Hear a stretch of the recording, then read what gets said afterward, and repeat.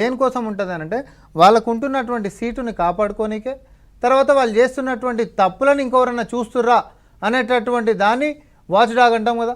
ముందే ఇంకొకరిని పెట్టేసేసి ఎవరెవరు మన గురించి మాట్లాడుకుంటారు, మన దొంగతనాల గురించి ఎవడెవడికి తెలిసిపోతున్నాయి, ఎవరు ఎట్లాంటి ప్రజాస్వామ్యంలో ప్రొటెస్ట్కి పోతున్నారా, ఇంకొకరితో డిస్కషన్ చేస్తున్నారా, ఓ పోలీస్ స్టేషన్లో కంప్లైంట్ వేయకపోతున్నారా, లేకపోతే పబ్లిక్ ఇంట్రెస్ట్ లిటిగేషన్ ద్వారా కోర్టులకు పోతున్నారా, ఏ రంగాన్ని వదిలిపెట్టకుండా ఇటు మూవీ ఇండస్ట్రీనైనా, లేకపోతే జర్నలిస్టులను మీలాంటి వాళ్ళని పెద్దోళ్ళని, లేకపోతే మీడియా సంస్థల చైర్మన్లనైనా, లేకపోతే ఏది ఫార్మాసిటికల్ వాళ్ళైనా కార్పొరేట్స్నైనా గీళ్ళని పలానోళ్ళని వదిలిపెట్టిరు అనేటటువంటి అంశం లేదు.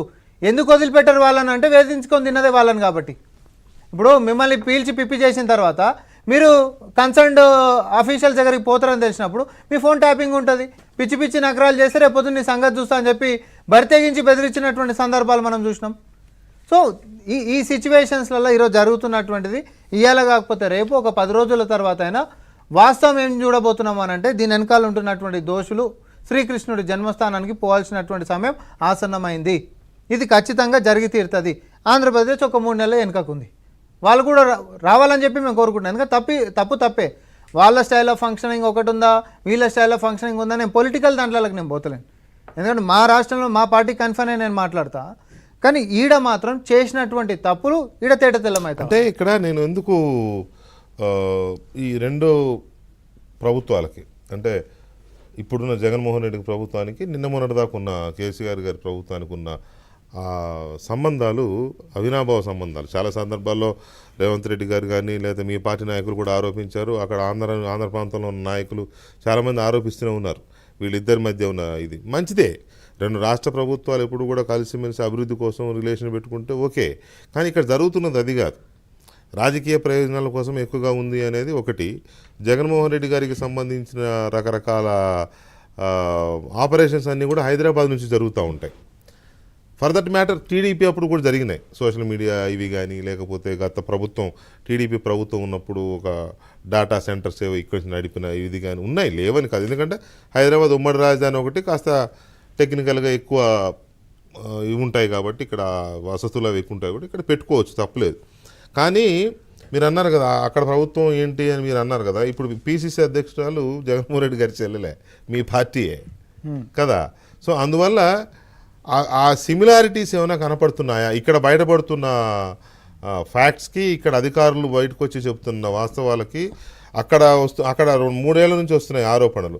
సో ఈ గమనించినప్పుడు ఎక్కడన్నా సిమిలారిటీస్ కనపడుతున్నాయా, సారూప్యతలు ఉన్నాయా? 100% కనిపిస్తున్నాయి. సిమిలారిటీస్ ఎట్లా కనిపించున్నాయి, అక్కడ ట్యాప్ అవుతున్నటువంటివి ఈరోజు అడ్వాన్స్ టెక్నాలజీ అన్ని, మరీ ముఖ్యంగా టెలికమ్యూనికేషన్స్ అనేది యూనియన్ లిస్ట్ కిందకి వస్తుంది. ఈ యూనియన్ లిస్ట్ కింద ఈ హెరార్కీలో టాప్ యూనియన్ పైనని ఓవర్కమ్ అయ్యేటటువంటిది స్టేట్స్ ఏముండవు. నేను మళ్ళీ అది కూడా చెప్తున్నా. ఒకవేళ ఫిర్యాదులు అనేటటువంటిది ఉన్నా ఒక వాచ్ డాగ్ లెక్క ఎంతసేపు విజిలాంటీగా సెంట్రల్ గవర్నమెంట్ ఉండాల్సిందే. దీనిపైన రాష్ట్రాలకు హక్కులు ఉన్నాయి కదా స్టేట్ గవర్నమెంట్కి అని చెప్పి ఇష్టానుసారంగా వాళ్ళు ఏదైతే ఎక్స్ట్రీమిజంనో, లేకపోతే టెర్రరిజంనో, లేకపోతే నక్సలిజంనో ఇట్లాంటి వాటిని రూపుమాపనీకే అధికారులు ఇంటర్సెప్ట్ చేయనికే ఉండేటటువంటి చట్టాలని తుంగలో దొక్కుకుంటా ప్రజల మీద ప్రజాస్వామ్యం మీద వాడుతున్నప్పుడు కేంద్రం అనేటటువంటిది యూనియన్ లిస్ట్లో ఉన్నందుకు వాళ్ళు జోక్యం చేసుకొని మరి చర్యలు తీసుకోవాల్సినటువంటి బాధ్యత ఉంటుంది. సమస్య వాళ్ళు ట్యాపింగ్ చేస్తారు. బట్ నేను ఎందుకనంటే ఫస్ట్ అయితే వాళ్ళ గురించి మాట్లాడదాం. నేను అంటున్నా ఫస్టే వాళ్ళని అందాం. ఎందుకంటే చరిత్ర అంతా స్నూప్ గేట్ ఏం చెప్పింది, పెగసస్ ఏం చెప్పింది, తర్వాత ఎట్లా ఇంటర్సెప్ట్ చేసిండ్రు, తర్వాత ఇంటర్సెప్షన్ అంటే కూడా మనం ఇందాక నుంచి మాట్లాడుతున్నాం ఏదో ఫోన్ కాల్స్ అని అంటే అవతల మీరు నేను ఏం మాట్లాడుకుంటున్నాం మీరు ఒకటే కాదు, ఈ కెమెరా ఆన్ చేస్తారు, ఈ స్పీకర్ ఆన్ చేస్తారు, మన ఇంటి సంసారం అంతా చూసేటటువంటి సందర్భాలు ఉంటాయి.